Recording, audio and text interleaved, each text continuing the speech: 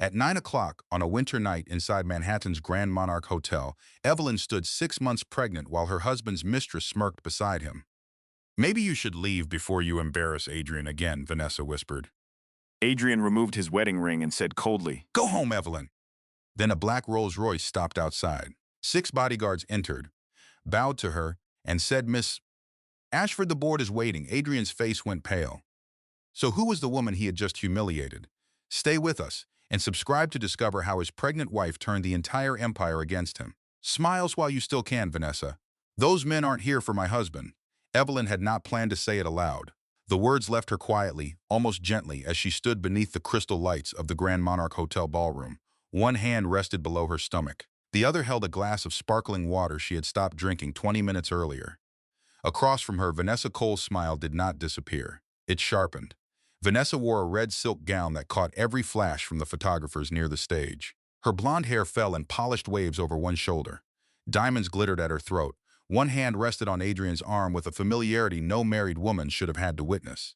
Adrian did nothing to remove it. He stood beside Vanessa in a black tuxedo, looking calm, expensive, and completely at home beneath the attention of investors, reporters, and Manhattan's wealthiest donors. Evelyn had once admired that confidence. Tonight it looked like distance. Vanessa tilted her head. "I'm sorry," she said. "Were you talking to me?" Evelyn looked at her. "You heard me." Adrian's jaw moved slightly. "Evelyn," he said under his breath. It was a warning. He had used the same tone in the car when he told her the gala mattered more than any personal disagreement. He had used it again when she asked why Vanessa would be seated at their table. "Do not make a scene." That had been his message all evening. Vanessa glanced down at Evelyn's ivory maternity dress. It was elegant but simple, soft fabric, long sleeves, no diamonds except for the old ring on Evelyn's right hand.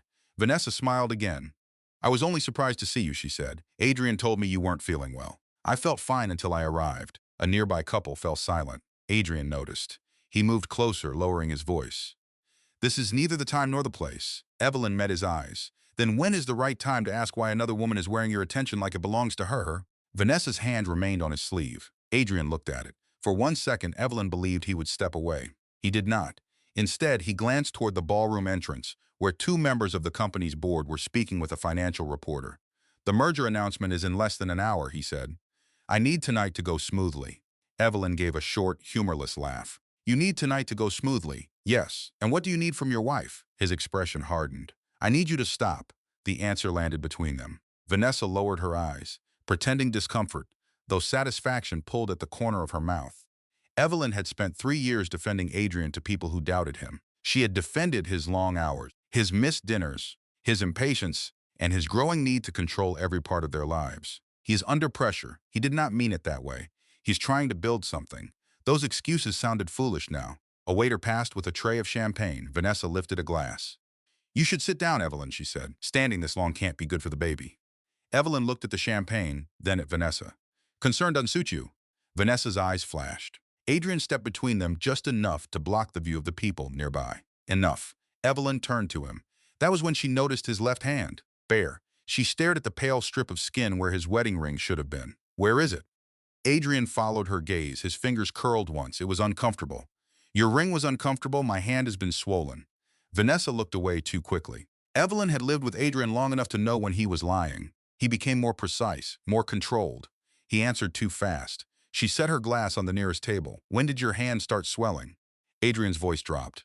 "Do you really want to do this here? I asked you a question." "It started this morning." "That's interesting." "Why?" "Because you wore it at breakfast." His eyes narrowed. Vanessa took a sip of champagne. Evelyn turned to her. "Do you know where my husband's wedding ring is?" Vanessa lowered the glass. "Why would I know that?" "Because you seem to know everything else about him." "Evelyn," Adrian said. She kept looking at Vanessa. "You know his schedule. You know where he sits. You know what he drinks. You knew I supposedly wasn't feeling well." Vanessa's smile returned. "Adrian and I work closely together. That is becoming very clear." Several heads turned. A photographer raised his camera. Adrian saw him and stepped closer to Evelyn. His smile looked convincing from across the room. Up close, his eyes were almost impossibly cold, like the dark windows of an office tower after everyone else had gone home. "Come with me," he said. Evelyn did not move. That sounded like an order. It was a request. No, it wasn't. He placed his hand near her elbow without touching her.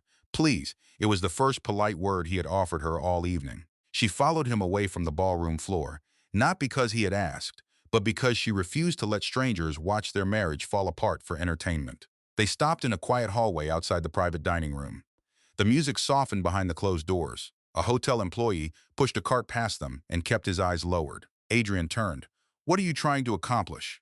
Evelyn stared at him. "That's your first question?" "You are confronting Vanessa in front of investors." "I am confronting my husband." "You're embarrassing both of us." "No, Adrian. I am asking why you came to a public event without your wedding ring and let another woman touch you in front of me. She is helping close a $4 billion transaction. That does not require her hand on your body." He rubbed his forehead. "You don't understand what is at stake. Then explain it." "I don't have time to teach you corporate strategy in a hotel hallway." Evelyn went still. Adrian seemed to hear his own words a second too late. Her voice remained calm. "You think I need you to teach me? I didn't mean it that way." "You did. I mean, this deal is complicated, and I'm too simple to understand it." "That is not what I said."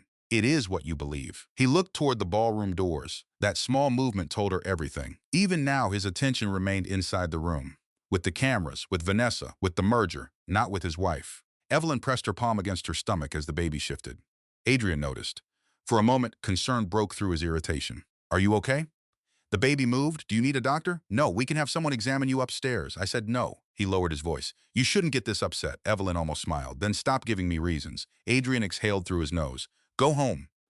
She blinked. "What? Take the car and go home. Rest. We'll talk in the morning. You want your pregnant wife to leave so you can stand beside Vanessa?" "I want to protect tonight." "From what?" His silence answered. "From me," Evelyn said. "That isn't fair." "What part is unfair?" "You came in already suspicious. I came in wearing your child beneath my heart. I came because you asked me to support you, and I appreciate that." "No, you don't. I do. You have barely spoken to me since we arrived." "I'm working." "You introduced Vanessa to the chairman of Northland Bank as your partner." "She is my business partner." "You did not introduce me at all." His expression tightened. "I assumed everyone knew who you were." Evelyn watched him carefully. "No, Adrian, you assumed I didn't matter to them." He looked away. That hurt more than if he had argued. She had known he was ambitious from the beginning. It was one of the things she loved about him. He had come from nothing and refused to stay there. He studied harder than everyone around him. He remembered every name in a room. He could walk into a meeting with older, wealthier men and make them listen. But ambition needed boundaries. Without them, it became hunger. And hunger could make a person mistake loyalty for weakness. The ballroom doors opened. Vanessa appeared in the hallway. "There you are," she said. "The Ellis brothers just arrived. They want to discuss the revised voting structure before the announcement." Evelyn looked at Adrian. "Revised voting structure?" Vanessa answered before he could. "It's part of the merger," I asked my husband. Adrian's mouth tightened. "It's routine. Then why haven't you mentioned it?" "Because it doesn't concern you." Vanessa's eyes flicked toward Evelyn's face. There it was, the satisfaction she had been waiting for. Evelyn felt the baby move again. This time she did not touch her stomach. She refused to give either of them another sign of vulnerability. Adrian continued. "I need to go back inside." Evelyn nodded slowly. "Of course you do. We will talk tomorrow." "No." He paused. "What do you mean?" "I mean, tomorrow is too late." "For what?" She held his gaze. "For pretending this is still a misunderstanding." Vanessa crossed her arms. "I think emotions are running high." Evelyn turned toward her. "You should be careful, Vanessa." "Is that a threat?" "It is advice." "About what?" "Building your future on things that belong to someone else." Vanessa gave a small laugh. "You're being dramatic." "Maybe." Evelyn stepped closer. "But women like you often confuse access with ownership." Vanessa's smile faded for the first time. Adrian moved between them. "That's enough." Evelyn looked past him. A leather folder rested against Vanessa's side. The gold initials on the cover belonged to Adrian's company. Part of a document showed beneath the flap. Evelyn recognized the title, Final Voting Agreement. Her eyes dropped to the signature page. Vanessa noticed and closed the folder. Too late. Evelyn had seen her name, Vanessa Cole, not as a witness, not as an advisor. Her signature sat on a line reserved for an authorized transaction representative. Evelyn's voice became very quiet. "Why is Vanessa's name on that agreement?" Adrian froze. Vanessa answered first. "It's a working copy. That was not my question." "She has temporary authority to communicate with the acquisition team," Adrian said. "Temporary authority to do what?" "Coordinate signatures." "For shareholders?" "Yes." "Which shareholders?" He hesitated. Evelyn studied him. The silence lasted only 2 seconds, but it was enough. "You don't know," she said. "I know exactly what I signed." "No. You know what Vanessa told you." His face changed. Anger came first, then doubt. Vanessa stepped closer to him. "Adrian, the Ellis brothers are waiting." Evelyn watched Vanessa touch his arm again. This time Adrian pulled away. It was a small movement. Still, Vanessa noticed. So did Evelyn. "Show me the agreement," Evelyn said. Vanessa held the folder tighter. "It's confidential. I am his wife. That doesn't give you access to company documents." Evelyn looked at Adrian. Does she speak for you now? No. Then tell her to hand it over. Adrian stared at the folder. He did not tell Vanessa anything. Evelyn nodded once. She had her answer. A marriage rarely ended in one moment. It cracked through many small failures. A dismissed question. A hidden phone. A dinner missed without explanation. A ring removed for convenience. Then came the moment when one person finally stopped pretending the cracks could still be repaired with patience. For Evelyn, that moment arrived in a hotel hallway beneath warm lights and expensive paintings, while her husband chose silence because telling the truth would cost him too much. She turned toward the ballroom. Adrian reached for her wrist. Where are you going? Back inside. I thought you were leaving. I am. Then why go back? My coat is at the table. I'll have someone bring it. I can get it myself. He lowered his voice. Do not create a scene. Evelyn pulled her wrist free. I have spent 3 years making sure you never had to be embarrassed by me. That is not what I meant. I know exactly what you meant. She walked through the ballroom doors. Conversation continued around her, but the atmosphere had changed. People had noticed the hallway argument. They pretended otherwise, yet their eyes followed her. At the center table, Evelyn picked up her coat. Vanessa returned beside Adrian seconds later. She was smiling again, more confidently now. Evelyn slid one arm into her coat, but the movement was awkward around her stomach. An older woman from the hotel staff stepped forward to help. Thank you, Evelyn said. The woman adjusted the fabric carefully. You shouldn't be leaving alone, ma'am. I'll be all right, Adrian heard. I'll have my driver take you. Evelyn looked over her shoulder. Your driver brought Vanessa. A few nearby guests stopped speaking. Adrian's face hardened. I can arrange another car. That won't be necessary. Vanessa lifted her glass. Public transportation is still running. The insult was delivered lightly, as though it were a joke between friends. A man at the table laughed before realizing no one else had. Vanessa looked down at Evelyn's dress. You always were very practical, she continued. Even tonight. Most women married to someone in Adrian's position would have worn something a little more appropriate. Evelyn glanced at the ivory fabric. What is inappropriate about it? Vanessa shrugged. Nothing. It's sweet. Sweet, simple. Adrian said her name, Vanessa, but there was no force behind it. Vanessa turned toward him with an innocent expression. What? I'm complimenting her. Evelyn buttoned her coat. Then you should learn how compliments work. Vanessa's cheeks colored. Maybe I touched a nerve. No. Evelyn lifted her chin. You simply mistook my restraint for permission. The laughter around them died. Adrian stepped closer. Evelyn, go home. She looked at him for a long moment. You keep saying that as if it's still my home. His face changed. Regret flickered there, brief and uncertain. Then an investor approached the stage and tapped the microphone. Ladies and gentlemen, we'll begin the presentation in 10 minutes. Adrian glanced toward the stage. Evelyn saw the choice happen before he made it. She waited anyway. Some part of her still wanted him to prove her wrong. He turned back to her. We'll talk after the announcement. She nodded. No, we won't. What does that mean? It means you made your choice. Don't turn this into something it isn't. She looked at Vanessa, then at his bare hand. I don't have to. Evelyn walked away. No one stopped her. The hotel lobby stretched beneath marble arches and enormous flower arrangements. Her heels struck the floor with a steady rhythm, though her legs had begun to tremble. She passed the front desk. The concierge looked up. Mrs. Carter, may I call your car? She opened her mouth. Before she answered, a young valet hurried through the revolving doors. He looked pale. The concierge frowned. What happened? The valet turned toward Evelyn. Ma'am, there's a vehicle waiting for you. I didn't call one. The valet glanced outside. I think they were expecting that. Behind Evelyn, the ballroom doors opened again. Adrian and Vanessa had followed her into the lobby. Several guests came with them, drawn by curiosity and the promise of a public ending. Vanessa folded her arms. What now? Evelyn ignored her. She walked toward the entrance. Through the glass doors, a black Rolls-Royce Phantom waited beneath the hotel canopy. Its polished body reflected the lights from Fifth Avenue. 2 black security vehicles stood behind it. The rear door of the Rolls-Royce remained closed. Then 6 men stepped out of the security vehicles. They wore dark suits, white shirts, and discreet communication pieces. Their movements were controlled and synchronized. 2 scanned the sidewalk. 2 approached the hotel entrance. The final pair remained beside the Rolls-Royce. The doorman straightened. The hotel manager rushed across the lobby. Adrian stopped walking. Vanessa's smile weakened. One of the security men entered the hotel. He was tall, silver-haired, and familiar to Evelyn. Marcus Reed had protected the Ashford family for more than 20 years. He crossed the marble floor without looking at Adrian or Vanessa. When he reached Evelyn, he lowered his head with formal respect. Miss Ashford, he said, your grandmother sent us. The lobby fell silent. Adrian stared at Evelyn. Ashford? Vanessa looked between them. That's not her name. Marcus turned his gaze toward Vanessa. It held no anger, only assessment. Then he faced Evelyn again. The emergency meeting has been moved forward, he said. The board convenes in 45 minutes. Adrian stepped closer. What emergency meeting? Marcus did not answer him. Evelyn looked through the doors at the Rolls-Royce. For years she had avoided that car, avoided the estate, avoided the meetings where people stood when she entered. She had wanted a normal life badly enough to believe she could separate herself from the power attached to her family. She had believed love would be safer if money never entered the room. She understood now that hiding the truth had not protected her marriage. It had only allowed Adrian to reveal who he became when he thought she had no power at all. Vanessa found her voice. This is ridiculous. She's Evelyn Carter. Marcus's expression remained calm. Evelyn Ashford Carter. Adrian looked as if the floor had shifted beneath him. The Ashford family. Evelyn turned toward him. His eyes searched her face for an explanation. Or denial. Perhaps both. You said your parents were dead, he said. They are. You said you worked for a family foundation. I do. You never said it was your family. No. Vanessa laughed, but the sound cracked. So this is some performance? 6 guards in a rented car? Marcus glanced toward the Rolls-Royce. The vehicle has belonged to Miss Ashford since her 25th birthday. Vanessa's face lost color. Evelyn stepped closer to her.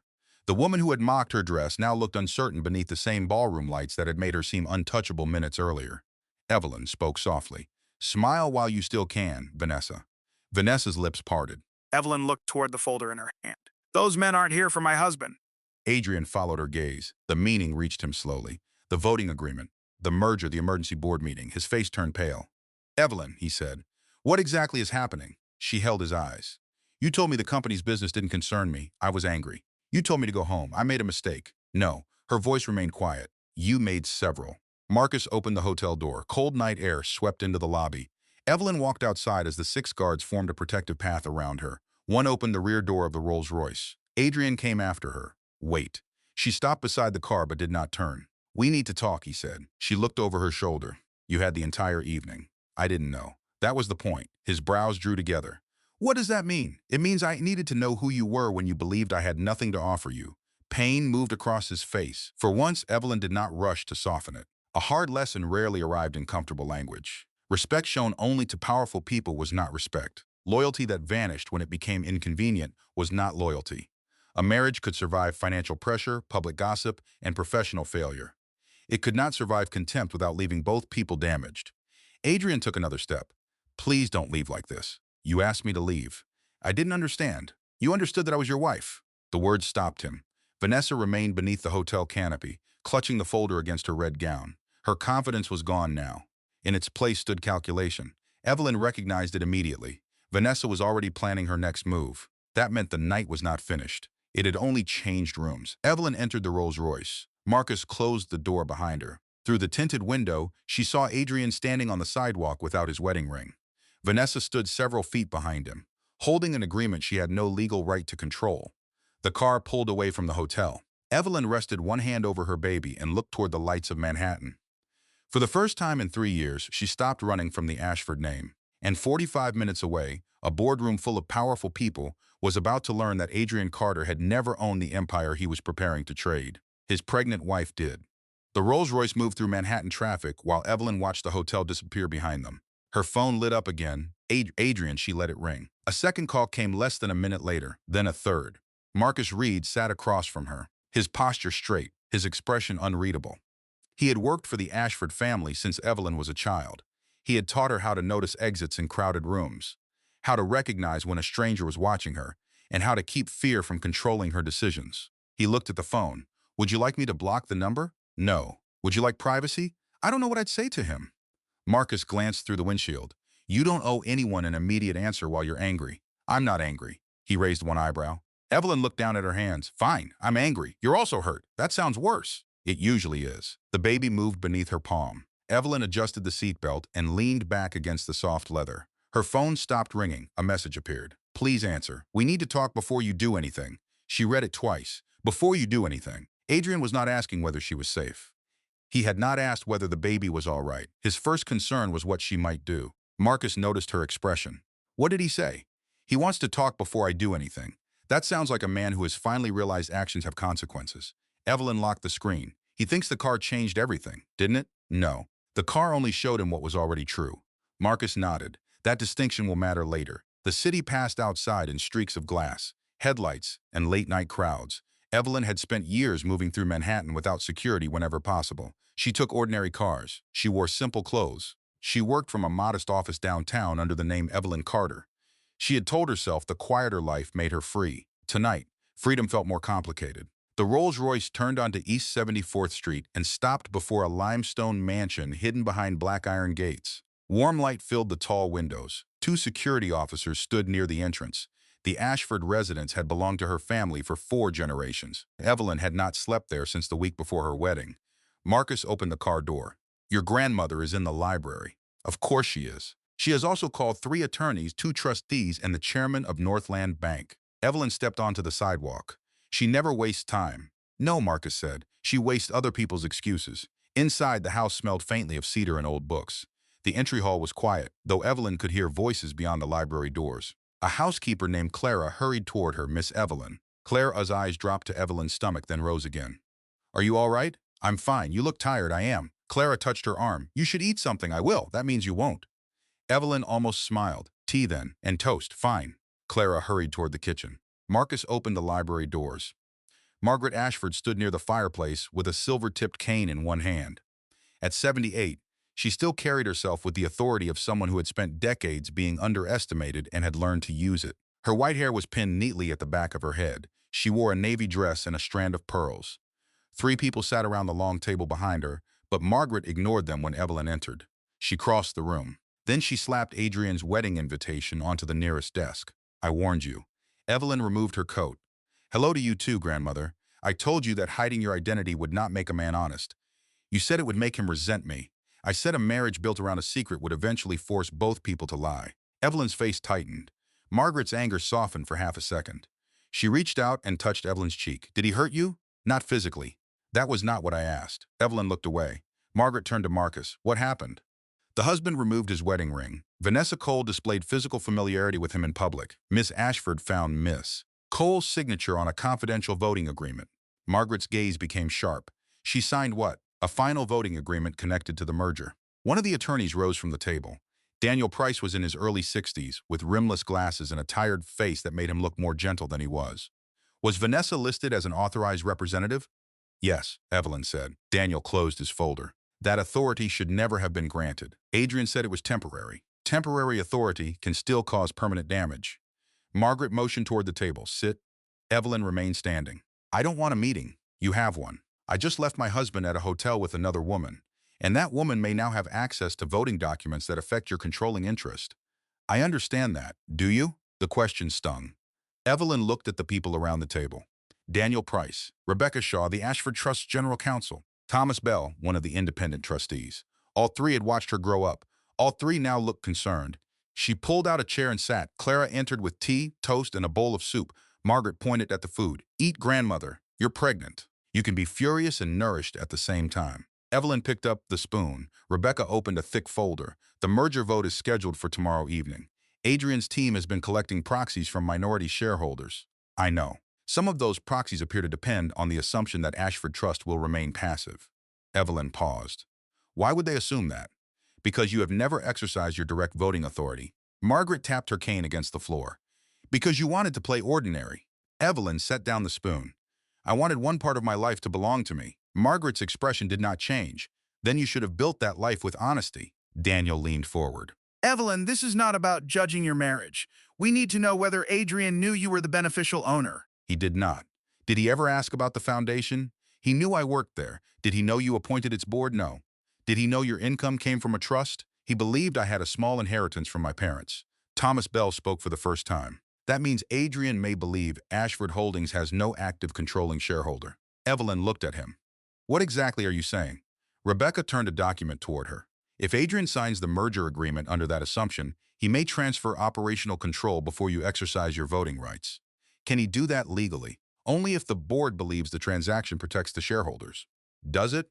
No one answered immediately. That silence frightened her more than a direct warning. Daniel removed his glasses. "We have concerns." "What concerns?" "Cole Development is carrying more debt than it disclosed during early negotiations. Vanessa's family company." Evelyn looked at Margaret. "How much debt?" "We're still confirming the total," Rebecca said. "But the merger would place Ashford Holdings in a much weaker position." "Does Adrian know?" "He should," Margaret said. Evelyn turned back to Rebecca. "That wasn't my question." Rebecca chose her words carefully. "His office received a preliminary risk report last week. Evelyn remembered Adrian staying late at work. Vanessa had been with him almost every night. Did he read it? We don't know. Margaret's voice hardened. A chief executive who does not read a risk report before a $4 billion merger has no business remaining chief executive. Evelyn looked down at the soup. Adrian was careless when he became confident. He delegated too much, especially to people who praised him. Vanessa understood that flaw. She knew when to flatter him. She knew when to make him feel like the smartest person in the room. It was easy to manipulate someone who believed manipulation only happened to other people. Daniel slid another document across the table. We can call an emergency board vote tonight. Evelyn stared at the page. What would that do? It would suspend Adrian's merger authority until we complete an independent review. Margaret answered before Daniel could continue, and Evelyn will exercise her controlling vote. Evelyn looked at her grandmother. No, Margaret's face went still. No, I am not removing my husband from his position tonight. He humiliated you in public. This cannot be revenge. It is not revenge. It is governance. He may not understand what Vanessa is doing.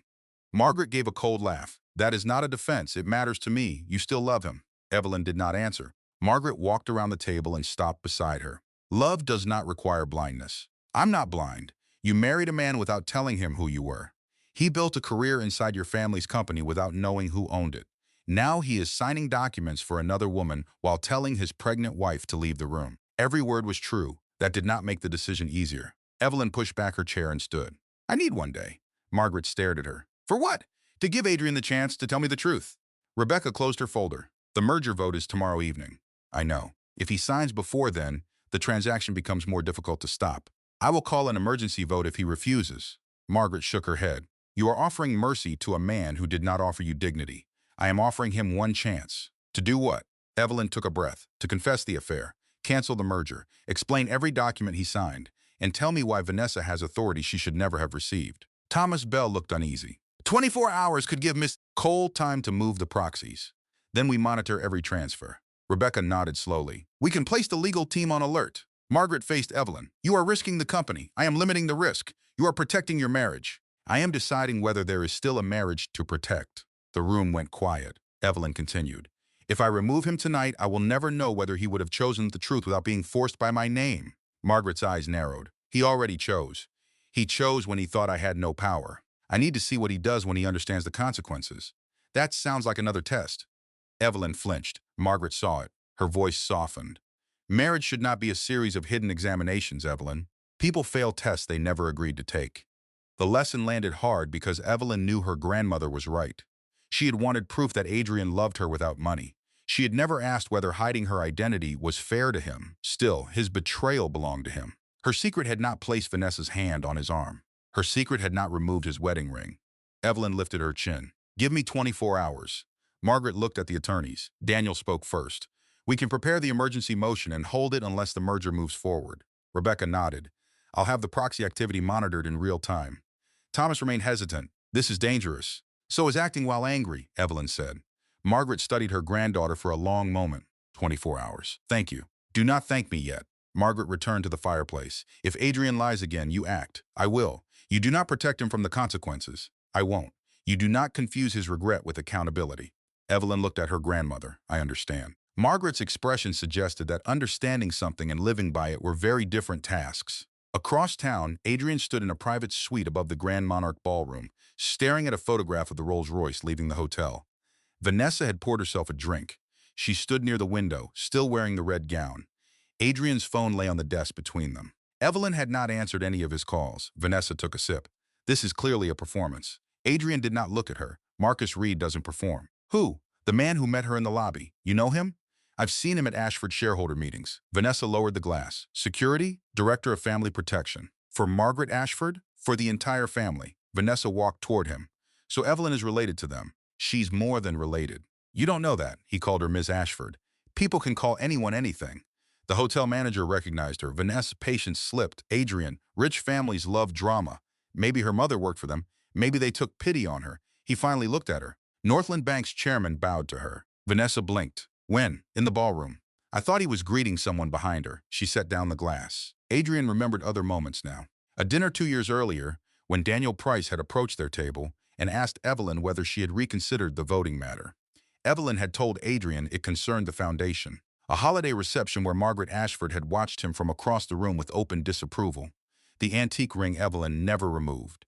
He had never asked what the crest meant. Vanessa moved closer. Even if she is an Ashford, she lied to you. Yes, she married you under a false identity. She used her mother's married name. She hid everything. Adrian rubbed his jaw. The anger was easy to reach. It protected him from the more painful truth. He had spent 3 years believing Evelyn was lucky to have him. At the gala, he had treated her as a problem because she could not help his merger. Now every memory looked different. Vanessa touched his shoulder. Don't let her manipulate you. He stepped away. Her hand dropped. You humiliated her tonight, Vanessa said. Now she's using her family to punish you. I told my pregnant wife to leave. You were protecting the deal. I removed my wedding ring. Vanessa's face tightened. You said you didn't want reporters asking questions. I agreed because you told me it would distract from the announcement, and I was right. No. Adrian picked up the voting agreement from the desk. What exactly did I authorize? We discussed this. Explain it again. Vanessa crossed her arms. You gave me authority to coordinate the minority shareholder proxies. Why does the document identify you as a transaction representative? Because the legal department approved the language. Which lawyer? She hesitated. Peter Collins. I fired Peter 6 months ago. Vanessa's expression flickered. He still consults with my father's company. Adrian opened the folder. Did my legal team review this? Of course. Give me the approval email. I don't have access to my office computer. Use your phone, Adrian. Show me the email. Vanessa looked at him for several seconds. Then she walked toward her purse. I'm not going to be interrogated because your wife suddenly discovered she has a famous last name. My wife knew exactly what her name was. Then she deceived you. And what did you do? Vanessa stopped. His phone rang. Evelyn. Adrian grabbed it before the second ring. Evelyn. Her voice was calm. We need to meet. Where are you? At the Ashford residence. He closed his eyes briefly. So it's true. What part? You're Margaret Ashford's granddaughter. Yes. You own Ashford Holdings? I hold the controlling beneficial interest. Vanessa watched him from across the room. Adrian lowered his voice. You let me work there for 3 years without telling me. This conversation is not happening over the phone. You lied to me. I withheld my family identity. That is a lie. Then we both have truths to explain. He glanced at Vanessa. When can I see you? Tomorrow morning, 9 o'clock, my foundation office. Why not now? Because I don't trust myself to make decisions tonight. That answer surprised him. What decisions? You will find out tomorrow. Evelyn, please come home. A long silence followed. When she spoke again, her voice was quieter. I don't know where home is tonight. He gripped the phone. I'm sorry. I need more than that. I'll explain everything. You have 24 hours. His breathing stopped for a moment. 24 hours to do what? Tell me the truth about Vanessa. Vanessa went still. Cancel the merger, Evelyn continued. Withdraw every authority you gave her. Bring me every document bearing her signature. Evelyn, the merger cannot simply be canceled. Then refuse to proceed until the debt review is complete. Adrian looked at Vanessa. What debt review? Evelyn heard the change in his voice. You didn't read it. Read what? The preliminary risk report sent to your office last week. Vanessa reached for the phone. Adrian stepped away. Who told you about that report? My attorneys. Your attorneys? Yes. He heard the authority in her answer and hated how much it unsettled him. Evelyn continued. Tomorrow morning, you will tell me whether Vanessa is your mistress. He looked toward the window. Evelyn, that is a simple question. It is complicated. No. Betrayal becomes complicated after people start explaining it. His mouth went dry. She gave him the meeting address. Do not arrive late. The call ended. Vanessa spoke immediately. You can't cancel the merger. Adrian turned toward her. Why? Because your board will panic. That's not what I asked. My father's company is already committed to the restructuring. What debt is Evelyn talking about? Vanessa looked away. Temporary financing. How much? It's manageable. How much? Just under 900 million. Adrian stared at her. That is not temporary financing. The merger absorbs it. You told me Coal Development had 300 million in total debt. The market changed. You lied. I protected the transaction. You protected your family. Her face hardened, and you protected yours tonight. Adrian stepped closer. What does that mean? You pushed Evelyn out of the ballroom because she embarrassed you. Don't suddenly pretend you're the faithful husband. The accusation hit because it was true.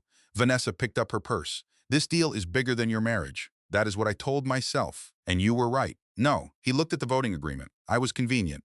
Vanessa gave him a cold smile. You were ambitious. She left the suite.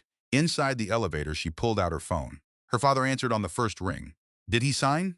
Most of it. Most? Evelyn is an Ashford. Silence. Then her father swore. Vanessa pressed the button for the lobby. We need to move before she activates her vote. How long do we have? She gave Adrian 24 hours. That was stupid. No, Vanessa said. It was emotional. The elevator doors opened. Her face became calm again, which makes it useful. By sunrise, a story had reached 3 financial blogs and 2 gossip sites. By 8 o'clock, a headline appeared on thousands of phones across Manhattan. Pregnant wife accused of impersonating Ashford Hyras in attempt to blackmail billionaire CEO. At the Ashford residence, Clara placed a tablet beside Evelyn's breakfast. You should see this. Evelyn read the headline. The article claimed she had fabricated a connection to the Ashford family after discovering Adrian's professional friendship with Vanessa. It described her as emotionally unstable. It suggested she had used her pregnancy to demand money and control. There was one photograph beneath the headline, Evelyn leaving the gala between 6 bodyguards. The image had been cropped so the Rolls-Royce could not be seen. Margaret entered the dining room. Evelyn turned the tablet toward her. Vanessa moved first. Oh, Margaret read the article. She expected you to stay silent. She knows I gave Adrian time. That was your mistake. Evelyn looked toward the window. Her 24 hours had barely begun, and Vanessa had already turned mercy into a weapon. Marcus entered with a printed document. Miss Ashford, we found unusual activity involving 3 minority shareholder proxies. When? 14 minutes after your call with Mr. Carter. Margaret looked at Evelyn. Still want to wait? Evelyn took the document. One of the transferred proxies carried Vanessa Cole's electronic signature.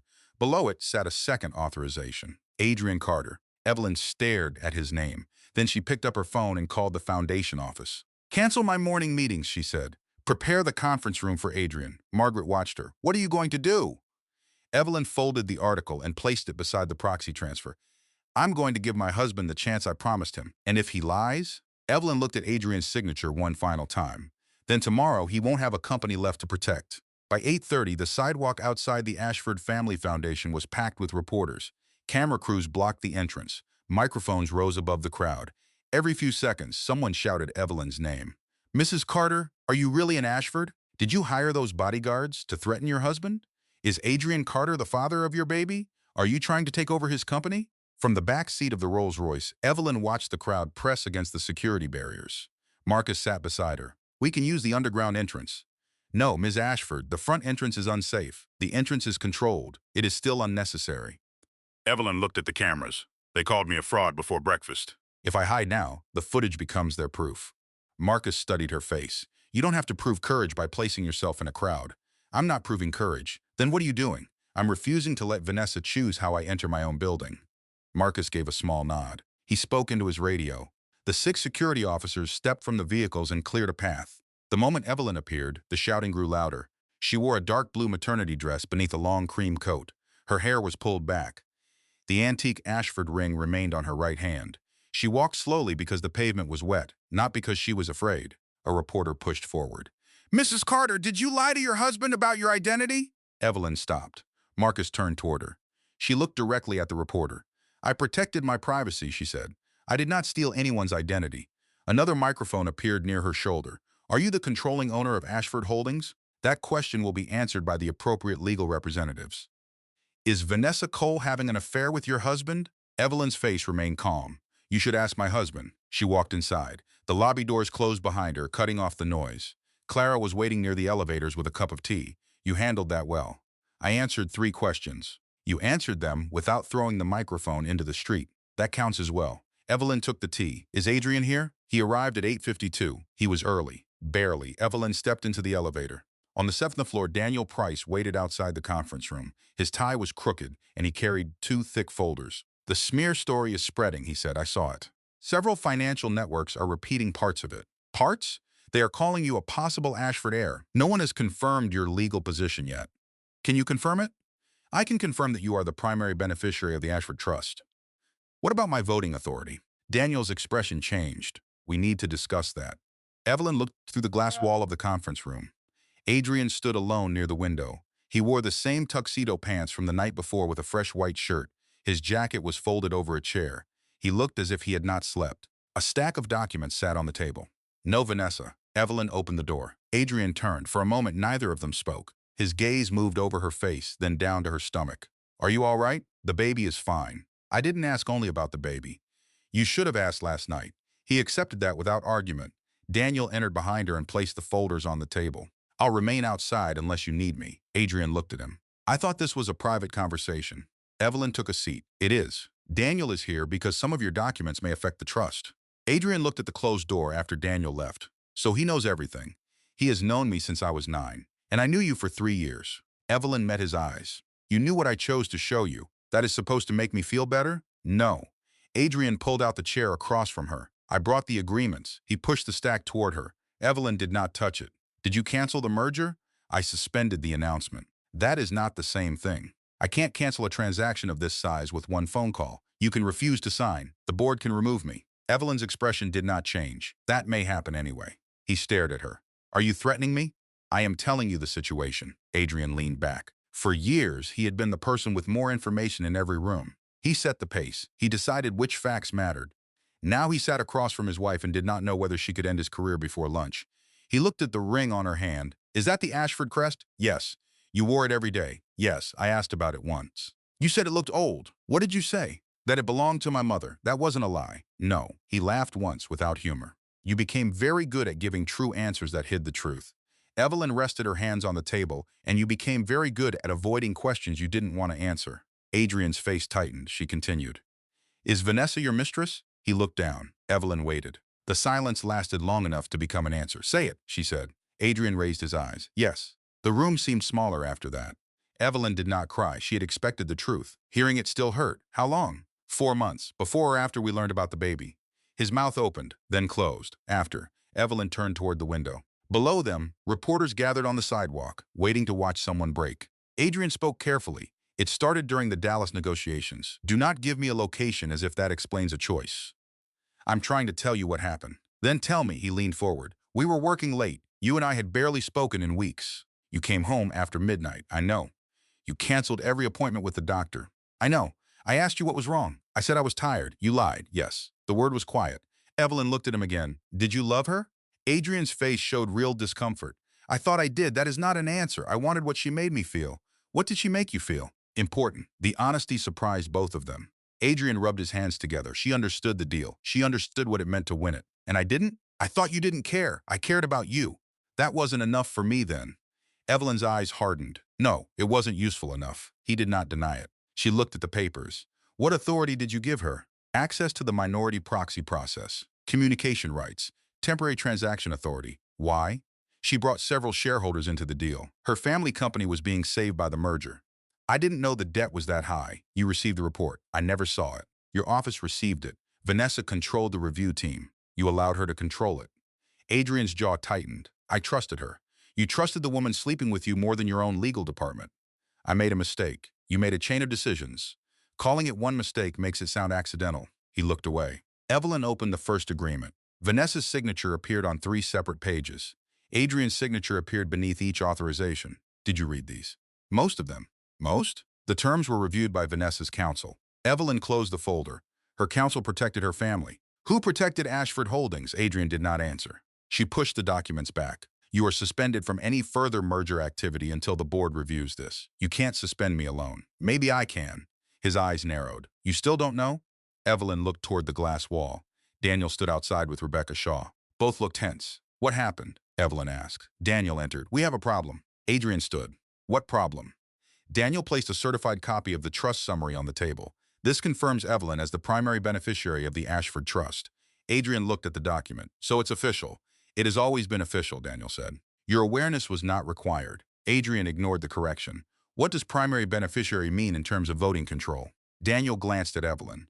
That is where the problem begins. Rebecca entered and closed the door. The trust transferred direct voting authority to Evelyn when she turned 30.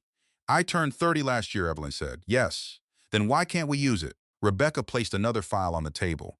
Because the original trust amendment is missing from Northland Bank's secure archive.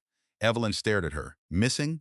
The digital copy confirms the amendment existed. It does not include the execution page. Daniel continued. Without the signed original or a verified execution record, the board may challenge your direct voting authority. Adrian looked between them. How does a document disappear from a bank archive? It was removed under authorized access, Rebecca said. By whom? We're requesting the full record. Evelyn stood. When? Last Thursday. The same day Adrian's office received the debt report. Rebecca opened her tablet. The bank has agreed to release surveillance records and signature logs, but it may take several hours. Adrian reached for his phone. I'll call the chairman. Daniel stopped him. You should not contact the bank. Why? Because your company is involved in the transaction being reviewed. Adrian stared at him. My company? Evelyn's voice was cold. The company you believed was yours. His face changed. Before he could answer, a notification appeared on the television mounted to the conference room wall. Breaking news. Clara had left the financial channel playing with the sound muted. The screen showed Vanessa entering Ashford Holdings headquarters. She wore a gray suit and dark glasses. Then Adrian appeared in older footage beside her. A banner moved across the bottom of the screen. Adrian Carter expected to address wife's fraud, claims Adrian turned up the volume. A reporter stood outside the building. Sources close to the merger say Mr. Carter will appear with Vanessa Cole this morning to reassure investors following allegations that his pregnant wife falsely presented herself as a member of the Ashford family. Evelyn looked at Adrian. You planned a statement? No, your communications department did. I didn't approve it. His phone rang. The name on the screen was Martin Hale, Ashford Holdings Communications Director. Adrian answered. What is happening? Martin spoke loudly enough for Evelyn to hear. The stock dropped 9% after the fraud story. Vanessa is already downstairs. We need you here. I did not authorize a press conference. The board's market committee approved it. Who chairs that committee? A pause. Richard Ellis, one of the minority shareholders whose proxy had moved during the night. Adrian looked at Evelyn. What is Vanessa planning to say? She says Mrs. Carter is emotionally distressed and that the Ashford claim is unverified. Evelyn took the phone from Adrian. This is Evelyn Carter. Martin went silent. She continued. My legal identity is Evelyn Ashford Carter. Daniel Price will send you a certified beneficiary statement within 10 minutes. Yes, ma'am. You will issue no statement describing me as unstable, fraudulent, or confused. I understand. And you will remove Vanessa Cole from the building. Another pause. I don't have the authority. Then find the person who does. Evelyn ended the call. Adrian stared at her. You can't speak to my staff like that. She used your staff to attack me. You could make the stock fall further. And you believe standing beside Vanessa will save it? The market needs stability. Evelyn gave him back the phone. Then give them the truth. Adrian looked toward the television. Vanessa was now standing behind a podium in the headquarters lobby. Reporters shouted questions as employees moved around her. The company's share price continued falling across the bottom of the screen. Adrian grabbed his jacket. I have to go. Evelyn stepped in front of him. To do what? Stop this from becoming worse. By standing with her? By calming the market. You just admitted she lied to you about $900 million in debt. I also have thousands of employees watching their retirement accounts collapse. That does not make her honest. It makes the situation larger than our marriage. Evelyn's face went still. He heard the sentence after it left him. Again, the company first, the image first, the marriage later. Adrian reached for her hand. She moved it away. If you stand beside her, Evelyn said, you tell every person watching that she is trustworthy and I am the threat. I'll make a neutral statement. There is no neutral position between the truth and a lie. He looked toward Daniel. Can you verify Evelyn's inheritance before the press conference? Yes, Daniel said. But we cannot verify her direct voting control until we recover the amendment. Adrian made his decision. I'll confirm that she is an Ashford beneficiary. And Vanessa? Evelyn asked. I won't discuss the affair. She will use your silence. I can't announce an affair while the stock is falling. You can refuse to stand beside her. Adrian put on his jacket. I'll control the statement. Evelyn watched him walk toward the door. You still believe you control her. He paused, then he left. 40 minutes later, Adrian stood at the podium inside Ashford Holdings headquarters. Vanessa stood 3 feet to his right. Evelyn watched from the foundation conference room with Daniel, Rebecca, and Margaret, who had arrived moments before the broadcast began. Adrian looked exhausted, but his voice remained steady. My wife, Evelyn Carter, has a documented connection to the Ashford Family Trust. Questions regarding her exact role are being reviewed by the appropriate legal representatives. A reporter shouted over the others. Is she the controlling shareholder? That information has not been verified. Did she lie to you? Adrian paused. Our marriage is a private matter. Vanessa leaned toward the microphone. Evelyn has been under tremendous emotional pressure due to her pregnancy. We hope the public will respect her need for rest. Margaret's cane struck the floor. That woman is using concern as a knife. On the television, Adrian looked at Vanessa. He should have corrected her. He did not. The reporter continued. Mr. Carter, do you still support the merger with Cole Development? Adrian faced the cameras. The merger remains under review. My responsibility is to protect the shareholders, the employees, and the stability of this company. Vanessa's expression relaxed. She had received what she wanted. He had stood beside her. He had called Evelyn's authority unverified. Evelyn reached for the remote and turned off the television. No one spoke for several seconds. Margaret looked at her granddaughter. You gave him a chance, I know. He chose the company. No, Evelyn said. He chose the appearance of control. Daniel's phone rang. He stepped away to answer. Rebecca sat beside Evelyn. We should prepare the emergency board request. Prepare it. Rebecca studied her. Are you sure? Evelyn looked at the blank television screen. Yes. Daniel returned with a troubled expression. That was Northland Bank. Did they find the archive record? Evelyn asked. They found the access authorization. He placed his phone on the table and opened the document the bank had sent. A scanned request appeared on the screen. The form authorized the removal of the original Ashford Trust Amendment for transaction review. It listed Vanessa Cole as the person permitted to collect the file. Evelyn read the date, last Thursday. Then she looked at the approval line. The signature was clear, Adrian Carter. Margaret leaned over the table. He gave her access. Rebecca studied the page. This form required executive verification. His signature allowed Vanessa to remove the original amendment from the archive. Evelyn stared at the screen. Adrian had claimed he did not know the document existed. He had claimed Vanessa only handled minority proxies. Yet his signature had opened the vault containing the one document that proved Evelyn controlled the company. Daniel spoke quietly. There may be an explanation. Evelyn picked up the printed form. There always is. Her phone began ringing. Adrian's name appeared on the screen. She did not answer. Instead, she looked at the signature again and wondered whether her husband had been careless enough to hand Vanessa the key to her inheritance, or whether he had known exactly what he was signing. Adrian arrived at the Ashford Family Foundation 12 minutes after Evelyn ignored his call. He entered the conference room without waiting for permission. His tie was loose, and his face carried the strain of the press conference. Daniel Price stood near the window. Rebecca Shaw sat beside a stack of legal files. Margaret Ashford remained at the head of the table. Evelyn placed the bank authorization in front of the empty chair across from her. "Sit down," she said. Adrian looked at the document. His face lost color. "Where did you get that?" "Northland Bank." He sat, but his eyes stayed on the signature. Evelyn watched him closely. "Is it yours?" "Yes. You signed a request allowing Vanessa to remove the original amendment from the bank's archive. I didn't know that was what the form did. The title is printed at the top. I signed it inside a larger transaction package." Evelyn leaned forward. "So you did not read it?" "I reviewed the main agreements. That wasn't my question." Adrian rubbed his forehead. "No, I did not read every page." Margaret's cane struck the floor once. "You handed a woman with a financial interest in the merger access to the document that controls this company." Adrian looked at her. "I didn't know Evelyn controlled the company." "You did not need to know Evelyn's identity to protect the shareholders," Margaret said. "You needed to read what you signed."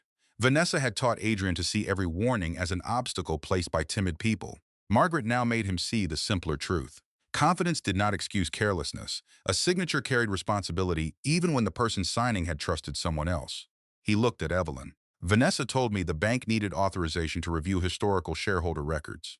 And you believed her." "Yes." "Did your lawyer review the request?" "She said Peter Collins had approved it." "The lawyer you fired." Adrian's jaw tightened. "I learned that last night. You should have known before you signed." "I know." Evelyn pushed another document toward him. It was the proxy transfer Marcus had brought to the Ashford residence. "Did you sign this too?" Adrian read the first page. "I authorized Vanessa to communicate with the Ellis Group. The authorization gives her power to direct their votes. Only for the merger. She used it after I gave you 24 hours. His eyes moved to the electronic signature. "I did not approve this transfer last night. Your previous authorization allowed it." "I thought the authority required my confirmation." Rebecca opened a folder. "It did not." Adrian turned toward her. "Why didn't the company's legal department stop it?" "Because Vanessa replaced the internal review process with outside counsel linked to Cole Development." "I never approved that." Rebecca held his gaze. "You approved the budget and delegated the appointments to her." Adrian looked back at the proxy. He had signed documents because the merger made him feel powerful. Vanessa had placed each paper in front of him at the right moment, after a successful meeting, during a late dinner, between phone calls when he was eager to reach the next victory. She had praised his instinct whenever he skipped the details. He had enjoyed that praise. Evelyn spoke quietly. "How many documents did she give you?" "I don't know." "Guess." "Dozens." Maybe more. And how many did you read? "Most of the main terms." "That answer keeps changing." Adrian raised his voice. "What do you want me to say?" "The truth. I was careless. That is part of it. I trusted her. That is another part." He stood. "I was having an affair with her. I believed she wanted the same future I wanted. I let that affect my judgment." Margaret watched him with open contempt. Evelyn remained seated. "And what future was that?" Adrian looked at her. "A larger company, more control, a place where no one could ever look down on me again." "Who was looking down on you?" "No one had to." The answer came before he could hide it. He walked to the window. My father spent his last years asking people for extensions on bills. Men who used to shake his hand stopped returning his calls. I told myself I would never become him. Evelyn's voice softened, though her expression did not. "So you became afraid of losing things you had not lost." "Yes, and you treated anyone who questioned you as a threat." "Yes, even your wife." Adrian turned around. "Especially my wife." The room became quiet. He approached the table again. "You knew me before any of this, before the title, before the board. When you questioned me, I heard the voice I was already fighting inside my head. That does not make me responsible for what you did." I know. Do you? Yes. He sat again. I cheated on you. I lied to you. I gave Vanessa authority because she made ambition sound like loyalty. Then I stood beside her on television because I was afraid the company would fall if people saw that I had lost control.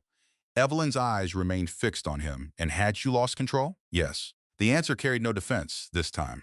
Evelyn looked at Daniel. What do we need to recover the amendment? Daniel opened the bank file. Northland cannot release the original directly. Vanessa removed it under an authorization carrying Adrian's signature.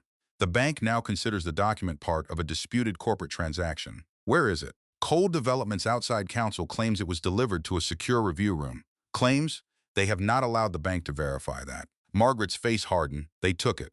Daniel nodded. We can seek an emergency court order. The judge can require the document to be surrendered to a neutral custodian. Then file it, Evelyn said.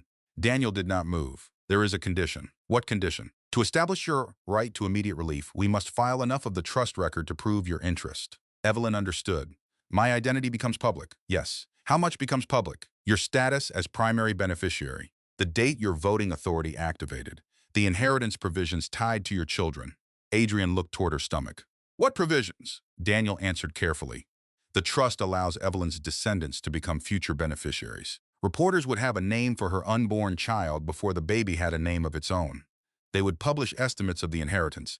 They would study hospital entrances. They would wait outside schools years from now.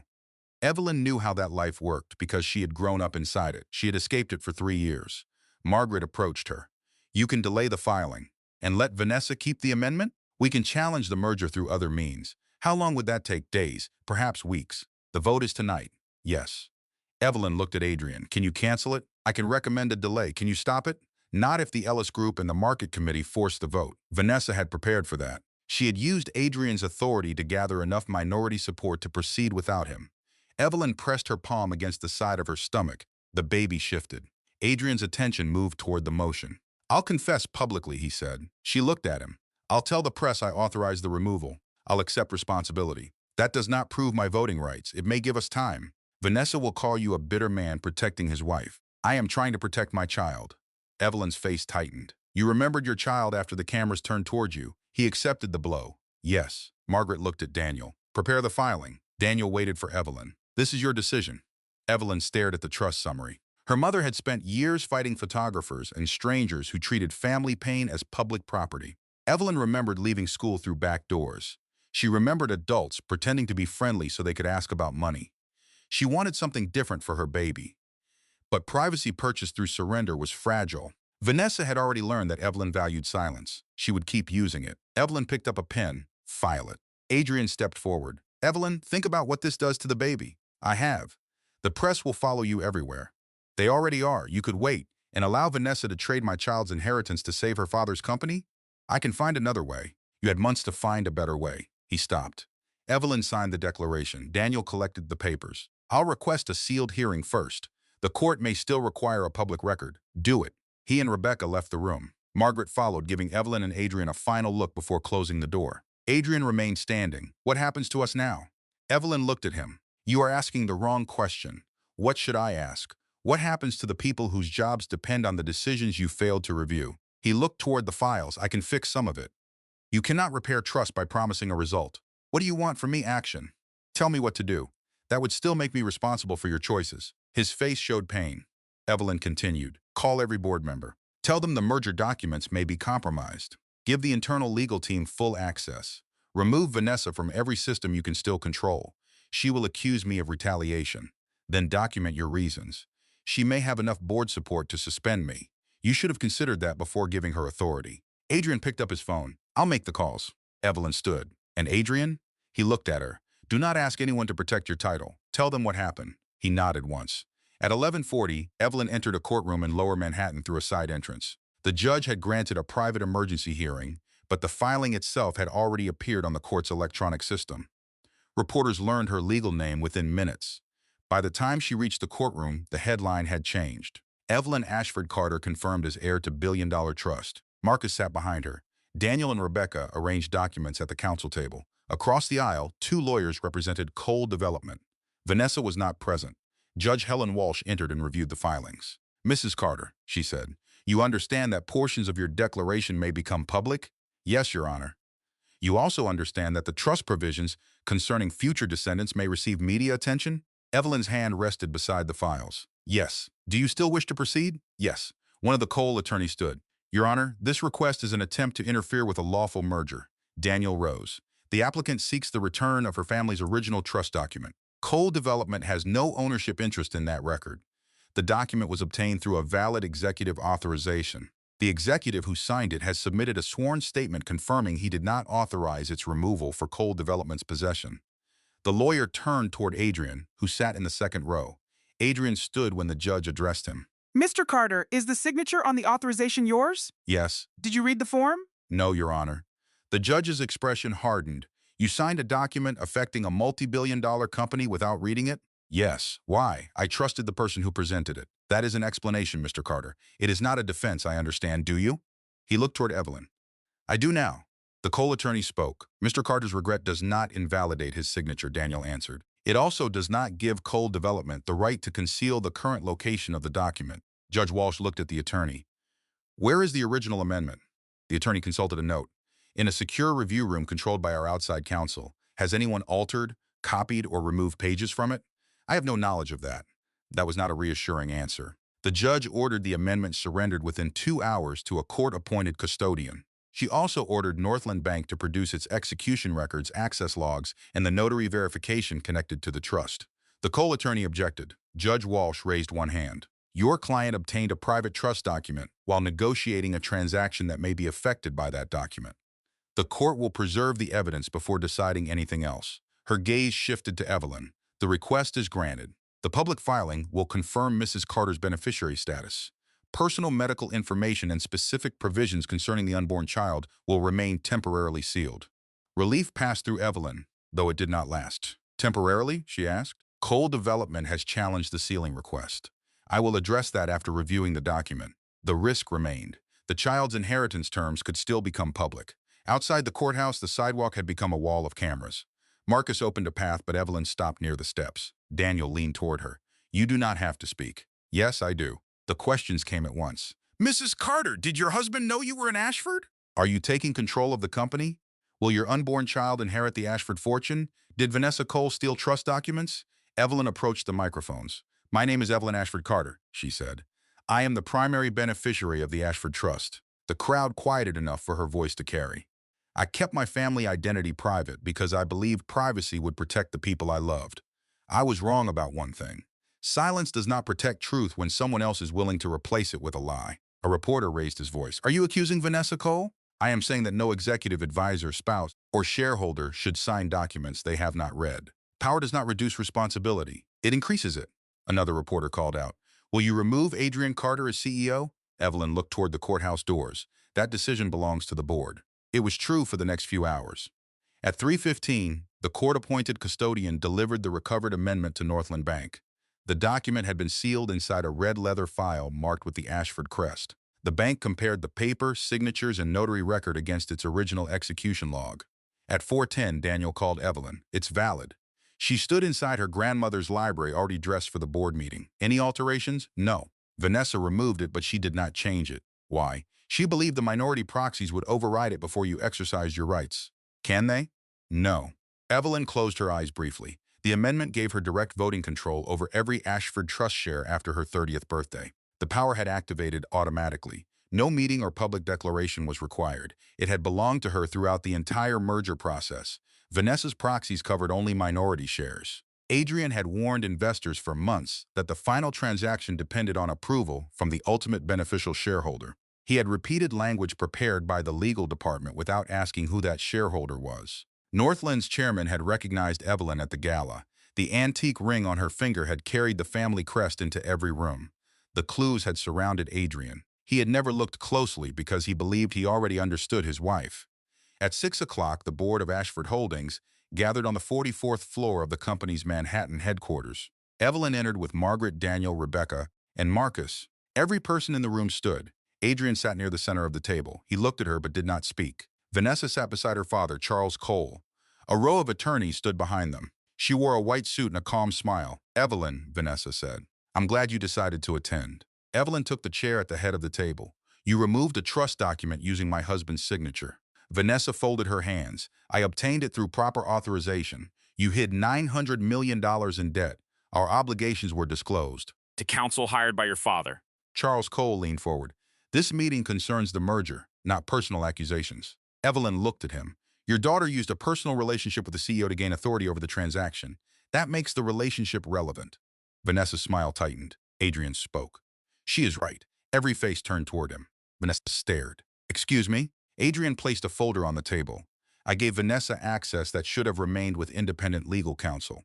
I signed documents without reviewing them. I also failed to disclose our affair to the board. A murmur moved through the room. Vanessa's voice became sharp. You are blaming me to save your marriage. No, Adrian said. I am accepting my part in damaging both. Charles stood. This is outrageous. Margaret did not raise her voice. Sit down, Charles. He looked at her, then slowly returned to his chair.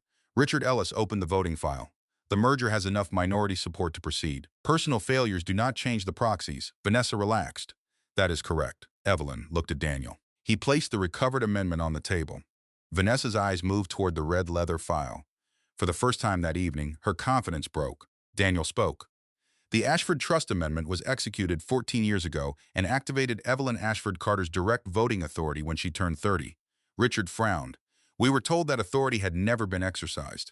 It did not require a separate exercise, Rebecca said. It transferred automatically. Vanessa shook her head. The minority proxies still provide the deciding votes. Evelyn opened the shareholder ledger. No, they don't. She pointed to 3 entries. The Ellis proxy controls 6%. The Cole Group controls 8%. The remaining minority agreements bring your total to 37%. Vanessa looked toward her attorney. Evelyn continued. The Ashford Trust owns 51%. Richard leaned back. Vanessa spoke quickly. The trust remained passive during negotiations. Passive does not mean absent. You never disclosed yourself. My identity did not transfer my shares to you. Vanessa's voice rose. Adrian negotiated this deal in good faith. Evelyn looked at him. No. Adrian negotiated carelessly. You negotiated dishonestly. Charles Cole pushed back his chair. We demand nodded. So do I. The secretary prepared the ballot. Vanessa whispered to her attorney, but the man's face had gone pale. The vote on the merger came first. 37% in favor, 63% against. The transaction failed. Charles Cole struck the table with his palm. This company will pay for this, Margaret answered.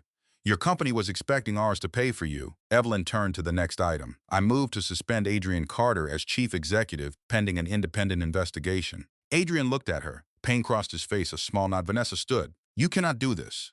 Evelyn met her eyes. I own the controlling vote. The secretary called the motion. It passed. Adrian removed his access badge and placed it on the table. The small click sounded louder than the shouting outside the boardroom doors. Evelyn looked at the man she had married. Effective immediately, you are suspended from all executive authority. I understand, he said. Vanessa laughed. Everyone turned toward her. She opened a black folder her attorney had kept beneath the table. You think the amendment makes you untouchable? I watched her. What did you do? Vanessa removed a document and held it up. I filed a challenge with the trustees this afternoon. Daniel stood.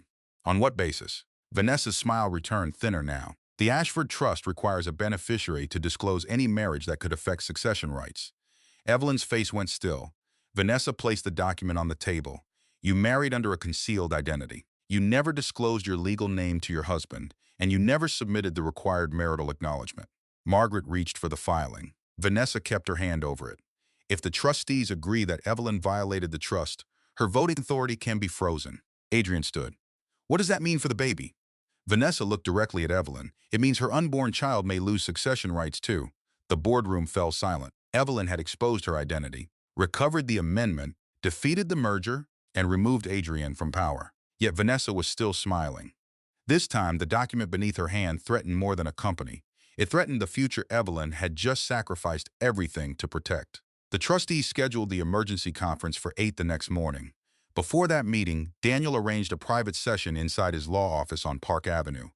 Evelyn arrived with Margaret and Rebecca. Marcus remained outside the door. Vanessa was already there. She sat at the far end of the conference table beside her attorney. Her white suit had been replaced by a dark gray dress. She looked rested, though the skin around her eyes showed the strain of the previous night. Charles Cole stood near the window, speaking quietly on his phone. Adrian sat alone on the opposite side of the room. He had resigned his board seat less than an hour after his suspension. The resignation did not protect him from the investigation, but it removed his ability to influence the trustees. Evelyn entered without looking at him. Vanessa smiled. Good morning, Evelyn. There is nothing good about this meeting. That depends on where you're sitting. Margaret placed her cane beside her chair. Enjoy your confidence while it lasts. Vanessa looked at the older woman. I learned from watching your family. No, Margaret replied. You learned how to imitate power. You never learned how to carry it. Charles ended his call and faced the table. We are here to settle this before the damage becomes permanent. Daniel opened his folder. Your daughter filed a challenge against the trust while using information obtained from a document she removed under misleading circumstances. The authorization was valid, Charles said. The court will decide whether the method was lawful. Vanessa leaned forward. The authorization has Adrian's signature. You can't call every document invalid simply because he regrets signing it. Adrian looked at her. I regret trusting you. The signature remains my responsibility. Vanessa's eyes narrowed. You were happy to trust me when I was helping you build your empire. It was never my empire. You believed it was, yes, and you were willing to leave your wife for it. Evelyn's gaze moved toward Adrian. He did not defend himself. Vanessa continued. You don't get to become honorable because you lost. I'm not asking anyone to call me honorable. Then why are you here? To tell the truth. Vanessa laughed softly. You've never respected the truth unless it served you. Adrian held her stare. You're right. Her smile faded. Evelyn sat across from Vanessa. Explain your challenge. Vanessa's attorney opened a copy of the Ashford Trust. The trust requires any beneficiary whose marriage may affect succession rights to submit a marital acknowledgement within 90 days. Evelyn looked at Daniel. Did I submit one? No. Vanessa folded her hands. You married Adrian under the name Evelyn Carter. You never informed him that you were the trust's primary beneficiary. You also failed to file the acknowledgement. I informed the trustees of my marriage. You informed them that Evelyn Carter married Adrian Carter. You did not disclose that your husband was serving as an executive inside a company controlled by your trust. Margaret turned toward Thomas Bell, who had joined the meeting by video. Why was the omission never raised? Thomas looked uncomfortable on the screen. Evelyn asked that her marriage remain outside the company records. At the time, Adrian held no executive authority over trust assets. When did that change? Evelyn asked. 2 years ago, when he became chief executive. Daniel reviewed the dates. Evelyn was not responsible for his appointment. No, Thomas said. The board promoted him. Vanessa's attorney tapped the trust document. The conflict arose regardless of who appointed him. Mrs. Carter had a duty to disclose the relationship. Evelyn remained calm. What remedy are you requesting? Vanessa answered. Immediate suspension of your voting rights pending a full review. And my child's succession rights? Vanessa looked down at Evelyn's stomach. That depends on whether the trustees determine your marriage was entered in bad faith. Adrian pushed back his chair. Do not talk about the baby as if this is a business negotiation. Vanessa turned toward him. You signed the documents that created this negotiation. I know. Then stop pretending you're a victim. I'm not the victim. His voice stayed steady. Evelyn is. The child is. The employees whose jobs you place behind your family's debt are victims. Charles stepped forward. My company employs 12,000 people, and you tried to save those jobs by hiding losses inside another company, Adrian said. We pursued a legal merger. You gave investors incomplete information. Vanessa's attorney raised his voice. That accusation has not been proven. Adrian opened a leather case and removed a flash drive. It will be. Vanessa stared at it. What is that? Copies of the messages you sent me. The original debt schedule. The private projections your father's team removed from the board package. Charles's face changed. You stole company records. They were sent to my corporate account. Vanessa looked at Adrian. You said you deleted those. I believed I had. Believed? The internal security team recovered them last night. Her confidence slipped. Adrian placed the drive in front of Daniel. It includes emails discussing the smear campaign against Evelyn. Vanessa's attorney reached for the drive. Daniel moved it away. You will receive a copy through discovery. Vanessa stood. You think this saves her? Evelyn looked up. No, it exposes you. You hid your identity for 3 years. Yes, you built your marriage on a lie. I built it on fear. Vanessa stared at her. Evelyn continued. I feared being used for my family's money. That fear led me to make choices I should not have made. I will answer for them. She pointed toward the drive. But my silence did not create your fraud. My marriage did not force you to hide your family's debt. My pregnancy did not make you use company funds to call me unstable. Vanessa's face became rigid. You were in my way. That is the first honest thing you've said. Charles moved toward his daughter. Vanessa, stop talking. She ignored him. I spent 10 years building relationships in this city while women like you inherited them. I worked through dinners, flights, and meetings where men spoke over me. Then you appeared in a simple dress and expected your last name to defeat everything I earned. Evelyn stood slowly. You did work hard. Vanessa looked surprised. Evelyn stepped closer. That makes your choices worse. You had ability. You could have built something real. Instead, you used your talent to manipulate a frightened man and cover your father's failures. Vanessa's voice rose. Adrian was not manipulated. No, Evelyn said. He made his own decisions. That is why he lost his position and his marriage. Adrian lowered his eyes. Evelyn continued. You made your decisions too. Vanessa pointed toward the trust document. And now you may lose everything. Maybe. The answer unsettled her. Evelyn did not look away. But if I lose the company, I will still tell the truth. Can you say the same? Vanessa looked toward Adrian. You need me. He shook his head. I needed what you offered me. Praise without questions, success without patience, power without responsibility. You loved me. I used you to avoid facing my marriage. You used me to save your family's company. Her face went pale. That is all I was to you? Adrian answered carefully. What we did was real. It was also selfish. Vanessa crossed the space between them. You promised we would run the merged company together. I had no right to promise you a company that belonged to someone else. Her hand moved before anyone expected it. She slapped him. The sound filled the room. Marcus opened the door, but Evelyn raised her hand. Adrian did not touch his face. Vanessa's breathing became uneven. You ruined me. Adrian looked at her. No. You kept making choices after you knew the truth. Her attorney stood and guided her back toward her chair. Daniel collected the flash drive. This meeting is over. The evidence will be delivered to the trustees and the independent investigators. Charles glared at Adrian. If my company collapses, thousands of families will blame you. Adrian met his gaze. Then open your books and ask for a lawful restructuring. Employees should not be used as shields for executive misconduct. Margaret rose. That is the first useful thing you have said in months. Adrian accepted the insult. Evelyn left without speaking to him. The trustee hearing began at noon inside a private room at Northland Bank. There were 5 trustees. Thomas Bell sat among them. Daniel represented Evelyn. Vanessa and Charles participated through their attorneys. The recovered trust amendment rested inside a clear protective sleeve at the center of the table. The trustees first reviewed Evelyn's failure to submit the marital acknowledgement. Daniel argued that the omission had caused no financial harm when it occurred. Evelyn had not given Adrian access to her trust. She had not transferred assets to him. She had not used the marriage to influence company decisions. The opposing attorney disagreed. Her husband became chief executive of the company controlled by the trust. Mrs. Carter allowed that conflict to remain hidden. Evelyn answered directly. I did not appoint Adrian, but you knew he had become chief executive. Yes, and you said nothing. Yes. Why? Because I wanted him to believe his success belonged to him. The attorney paused. Did it? His work belonged to him. His position came from the board. The ownership did not. Did you ever test his affection? Evelyn glanced at Margaret, remembering their conversation in the library. Yes. How? By hiding the truth and watching whether his feelings changed when he believed I had less power. That sounds deceptive. It was. Adrian sat in the back of the room. He looked at her, surprised by the admission. The attorney continued. Why should the trustees protect the authority of a beneficiary who admits she concealed a material fact from her spouse? Evelyn folded her hands. Because the trust is not a reward for being a perfect wife. It exists to protect family assets and the people who depend on them. She took a breath. But I am not asking you to ignore my decision. I should have disclosed the conflict when Adrian became chief executive. I did not. I will accept a reasonable consequence. Thomas Bell leaned forward. What consequence do you consider reasonable? Independent oversight, a temporary limit on transactions involving my family, ethics review, anything connected to the actual risk, and suspension of your voting rights? Evelyn looked at the amendment. No. That would place the company back into the hands of minority shareholders who supported a merger based on hidden debt. The trustees withdrew for 40 minutes. When they returned, Thomas read the decision. Evelyn Ashford Carter's voting authority is frozen for 30 days while the trustees complete a full conflict review. Margaret's face hardened. Daniel began to object. Thomas raised one hand. The merger remains blocked. No major transaction may proceed during the review. Evelyn looked toward the opposing table. Vanessa's attorney whispered to Charles. They had not gained control, but Evelyn had lost it. Thomas continued. The succession provisions concerning Mrs. Carter's unborn child will remain under review. Adrian stood. No. Everyone turned. Thomas frowned. Mr. Carter, you are not a party to this hearing. I created the conflict. That does not give you standing. Then let me remove it.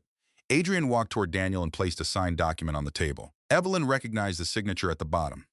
What is that? She asked. A complete waiver. Of what? Any claim I could make through the marriage. Trust benefits. Marital property tied to Ashford Holdings. Future inheritance. Any voting interest connected to the child. Evelyn stared at him. You cannot waive the baby's rights. I'm not. I'm waiving mine. Daniel picked up the agreement. It also states that Adrian will not challenge any divorce settlement or seek compensation connected to your trust. Margaret read the first page. Why did you prepare this? Adrian looked at Evelyn. Because Vanessa's challenge depends on the idea that I could benefit from the marriage. The opposing attorney spoke. The conflict existed even without a financial claim. Then I will resign from every Ashford position permanently, Adrian said. You already resigned from the board. I will also give up any consulting agreement, severance payment, stock option, or executive claim. Evelyn stood. You spent your entire life fighting for that position. Yes. And now you are surrendering it in one afternoon? I should have protected the responsibility before I protected the title. The trustees reviewed the waiver, but refused to reverse their decision. Thomas closed the hearing. The 30-day review remains in place. It was a loss. Evelyn left the bank without giving a statement to the reporters. That evening, she went to the apartment she had shared with Adrian. She intended to collect a small box of personal things, her mother's photographs, a blue blanket she had purchased for the baby, several books from the nursery. The apartment was quiet when she entered. Adrian stood in the kitchen, packing his clothes into 2 suitcases. He had removed the framed business awards from the wall. His access badges sat on the counter beside his company phone. Evelyn stopped near the doorway. You're leaving? Yes, this apartment is in both our names. You need it more than I do. I can stay at the Ashford house, I know. He folded a shirt and placed it in the suitcase. I rented a small apartment in Brooklyn Heights. With what money? My savings. You waived most of your financial claims today. I kept what I earned before becoming chief executive. Evelyn picked up the baby blanket from the kitchen chair. Why didn't you tell me you were filing the waiver? Because I didn't want it to become another promise. She looked at him. He continued packing. You asked for action. That was the first action I could take. It did not change the trustee's decision. I know. You still lost your job. I know. And Vanessa may still face charges because of your evidence. Yes. Evelyn held the blanket against her stomach. Do you regret giving it to Daniel? No. Do you regret the affair? Every hour. That answer sounds rehearsed. Adrian stopped. You're right. He walked to the counter and rested both hands on it. I regret the affair because I hurt you. I also regret it because it showed me who I had become. Those are separate failures. Evelyn waited. He looked at her. I blame pressure. I blamed loneliness. I blame the company. The truth is simpler. I wanted admiration more than intimacy. You could have talked to me. I was afraid you would see how insecure I was. I was your wife. That made your opinion matter more. Evelyn looked around the apartment. You thought Vanessa understood you. She understood my ambition. You understood the parts I wanted to hide. And that frightened you. Yes, he closed the suitcase. Evelyn sat at the kitchen table. I hid too. Adrian remained standing. I told myself I was protecting our love. Really, I was measuring it. He pulled out the chair across from her. Were you ever going to tell me? When the baby was born. Why then? I thought becoming parents would prove we were permanent. Children do not repair dishonesty. No. The truth hurt, but it also cleared the room of excuses. Adrian looked at the blanket in her hands. May I still be involved? As the baby's father? Yes. That depends on what involved means. Appointments, if you allow it. Support, time. I will follow whatever boundaries you set. And us? His eyes held hope, but he did not reach for her. I have no right to ask. That did not answer me. I want another chance. Evelyn's expression remained guarded. Wanting it does not mean you are ready for it. I know. You cannot lose everything on Monday and become a different man by Friday. I know. You keep saying that. Because I finally understand how much I did not know. She looked down at the blue blanket. Adrian spoke again. I start counseling next week. Evelyn raised her eyes. For the marriage? For me. That answer mattered, he continued. I also agreed to cooperate with the investigation. Full access. No immunity request. You could face civil penalties. Yes. You may never work as an executive again.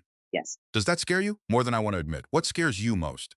He looked around the apartment. That I built my identity around being powerful, because I never learned how to feel worthy without it. Evelyn's face softened, though only slightly. Adrian noticed and did not move closer. She stood. I am not ready to forgive you. I understand. I may never return to this marriage. I understand that too. But you may attend the next doctor's appointment. His breathing changed. Thank you. This is not forgiveness. I know. It is an opportunity to be present for your child. I'll be there. 10 minutes early. A faint smile reached his face. 20. She picked up the box of photographs. Adrian opened the door for her. Before leaving, Evelyn turned. Do not waste this by trying to impress me. What should I do instead? Be consistent when no one is watching. He nodded. I can do that. She held his gaze. You have not proven it yet. No, he said, I haven't. 30 days later, the trustees restored Evelyn's voting authority. Their report found that she had violated an internal disclosure procedure, but the omission had not transferred trust assets or granted Adrian personal control. They imposed independent oversight for 2 years and required Evelyn to disclose future family conflicts. The succession rights of her child remained protected. Cole Development entered a court-supervised restructuring after investigators confirmed that Charles and Vanessa had hidden major debts from investors. Charles resigned. Vanessa fought the allegations. She claimed Adrian had designed the merger. She accused Evelyn of using family influence to destroy a competitor. She threatened lawsuits and gave interviews portraying herself as the betrayed partner. Then the emails became public. They showed Vanessa ordering the smear campaign. They showed her discussing the removal of the trust amendment. They showed her telling her father that Evelyn's mercy was emotional and useful. Her strategy collapsed under her own words. Vanessa was removed from every company position and charged with financial misconduct and unlawful use of corporate funds. The case continued, but she could no longer control the story. Adrian cooperated with investigators and accepted a 3-year ban from serving as an officer of a public company. He did not challenge it. 5 months later, Evelyn stood in the garden behind the Ashford residence with her newborn daughter in her arms. The baby's name was Grace. Adrian arrived carrying a diaper bag and 2 bottles of formula. He wore a plain blue shirt. No driver waited outside. No assistant followed him. "You're early," Evelyn said. 17 minutes. "I said 10. I didn't want to risk traffic." Grace began to fuss. Adrian set down the bag. "May I?" Evelyn handed him the baby. He supported Grace's head carefully and walked beneath the trees until she quieted. Evelyn watched from the stone path. For months he had attended counseling. He had arrived for every appointment. He had never asked about the trust. He had found work teaching business ethics at a small college and advising family-owned companies on controls that prevented executive misconduct. The irony was not lost on either of them. Adrian returned with Grace sleeping against his shoulder. "She likes the trees. She likes your voice." He smiled. "Do you want to walk with us?" Evelyn looked toward the garden gate. Where? Nowhere important. She considered him for a moment. Then she stepped beside him. They walked slowly through the garden. Adrian did not ask whether she had forgiven him. Evelyn did not promise that the past was gone. At the end of the path, he stopped. "I know we are not starting over." "No," she said. "We cannot erase what happened. Then what are we doing?" Evelyn looked at Grace, safe between them. "We are starting from the truth." Adrian nodded. "I can live with that. You will have to do more than live with it." "What do I have to do?" "Keep earning the next step." He smiled, though his eyes remained serious. "I will." Evelyn opened the garden gate. This time, Adrian waited for her to walk through first. She did. Then she held the gate open for him. It was a small action. Quiet, easy to miss. But their life would not be rebuilt through grand entrances, expensive cars, or rooms filled with powerful people. It would be rebuilt through ordinary choices. Truth offered before it was demanded, responsibility accepted without applause, and love that no longer needed weakness, money, or fear to prove it was real.